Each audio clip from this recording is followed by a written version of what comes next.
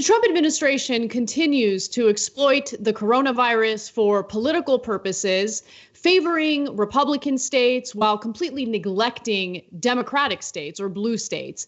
Before I get to that, though, I think it's also important to note that Trump is specifically shutting out members of the coronavirus task force from being able to testify before House committees. But that's not the case when it comes to the Senate, which is, of course, controlled by the GOP. The Associated Press shared the details of this story, saying no member of the administration's coronavirus task force can agree to testify on Capitol Hill unless the invitation is expressly approved by the president's chief of staff, Mark Meadows. Given that competing demands in these unprecedented times, it is reasonable, according to the White House, to expect that agencies will have to decline invitations to hearings to remain focused on the COVID-19 response, including invitations to participate in multiple hearings on the same or overlapping topics. But I really want to emphasize that they are rejecting requests from lawmakers in the House, but they are fulfilling the request when it comes to the Senate because the Senate is controlled by the GOP. The memo follows a recent White House move to block Dr. Anthony Fauci, the nation's top infectious disease expert, from testifying before a House panel while allowing him to appear the following week at a Senate hearing. CNN has more details on this story, including, what the possible motivations are. I think you can probably figure that out. But let's hear what Jim Acosta had to say. Even though the president and other top aides have touted their response to the pandemic, sources tell CNN the White House is moving to limit coronavirus task force members from testifying at congressional hearings. That means fewer hearings featuring Dr. Anthony Fauci, Dr. Deborah Birx, though Dr. Fauci is scheduled to appear before a GOP Senate-led committee next week. Fauci had been requested over in the Democratic-led House, but that request was denied. So, Wolf, does beg the question. The president says he's doing a spectacular job with this pandemic and the response to the pandemic. Why won't they let Dr. Fauci, Dr. Birx, and others from the task force say that up on Capitol Hill? So this is a problem because, first off, we're in the middle of a crisis, and politicizing it in the way that the Trump administration has is devastating because we all need to be on the same page in order to combat this. But secondly, the reason why you have this task force with these health experts to begin with is because they're able to answer incredibly important questions that lawmakers need answers to in order to keep their constituents safe. And Trump, again, is politicizing this as a way to give Democrats a middle finger, give blue states a middle finger, while doing all sorts of favors for Republicans. So the ostensible reason and excuse was, my God, they're so busy they can't do this. Obviously, that makes no sense given what Anna told you, that they're going to the Senate. But, Trump, he can't help himself. He's got verbal diarrhea, so he's going to blurt out the real reason. So they asked him about it, and he said, because the House is a setup. Let's just go to that quick video. It's a little bit of chopper talk, unfortunately, but here he is giving his ridiculous reasoning. Because the House is a setup. The House is a bunch of Trump haters. They put every Trump hater on the committee, the same old stuff.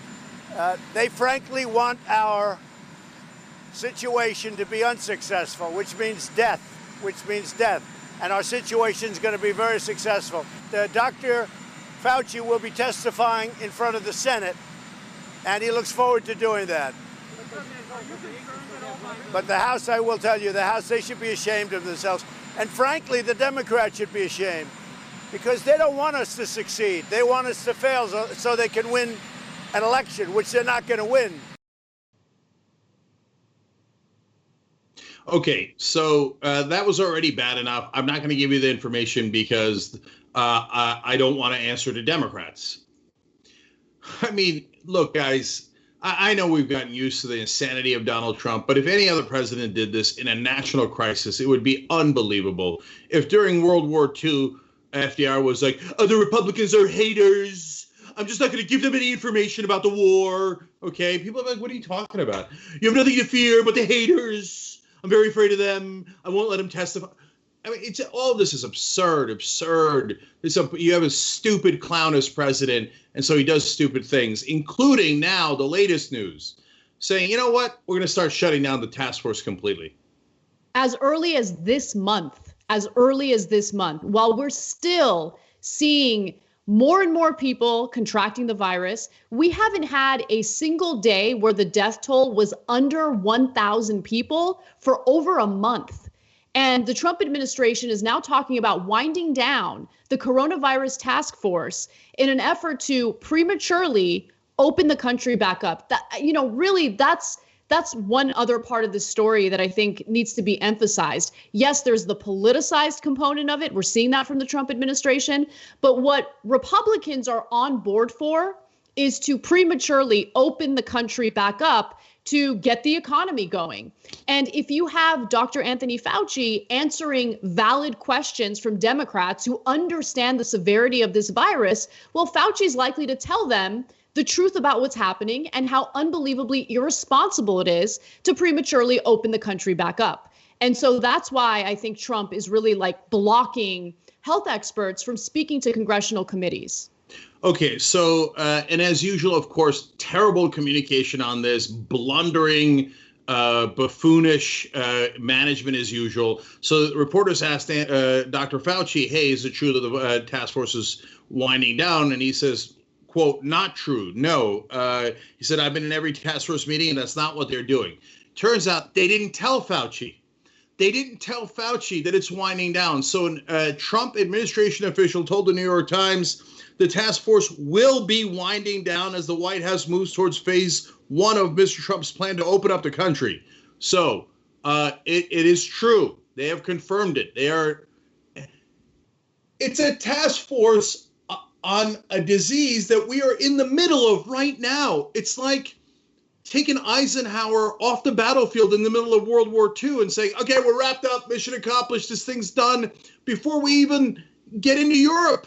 It's unreal. He's leaving the battlefield. He's such a coward. He's so incompetent. And I can't stand the media anymore having debates. Oh, well, I wonder if Trump's was a little late. I wonder if it had an effect. Of course it had an effect. We have 72,000 dead. We lead the world by a huge amount. Italy's number 2 at 29,000 deaths. I understand, but the per capita situation, our per capita situation for the rest of the world is a disaster in number of deaths and number of cases. The number of cases, we triple and nearly quadruple the second largest country with cases. And why? Because he sat on his hands for 2 months. And so South Korea had testing within 2 days. 2 days. We still don't have adequate testing in America. And we're having a debate as to whether this is right or not. And now he's taking his health officials and disbanding them and saying, no, we're going to have no task force at all because this thing's solved already. They're saying now soon we will have up to 3,000 deaths a day. That is a 9/11 every single day on Donald Trump's watch, while he's hanging a mission accomplished banner. Thanks for watching the Young Turks. Really appreciate it. Another way to show support is through YouTube memberships. You'll get to interact with us more. There's live chat emojis, badges. You've got emojis of me, Anna, John, JR. So those are super fun. But you also get playback of our exclusive member-only shows and specials right after they air. So all of that, all you gotta do is click that join button right underneath the video. Thank you.